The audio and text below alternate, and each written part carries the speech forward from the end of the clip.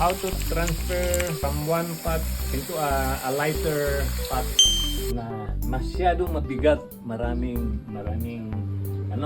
soil.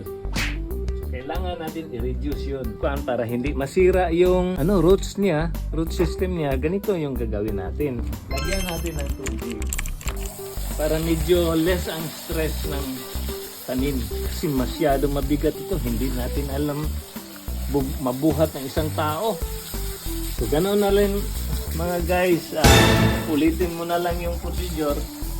Palambutin mo yung lupa para makuan yung root system niya. Dahan-dahan mong alisin yung mga lupa. Hindi masyado ma-stress.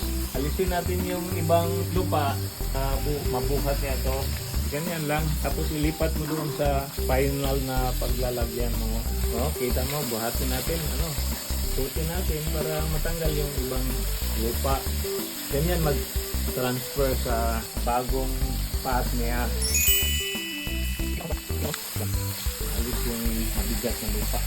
Palitan mo ng ganyan, rice cup na yung sinunog. Rice cup. Okay. Till next video, guys. Bye-bye!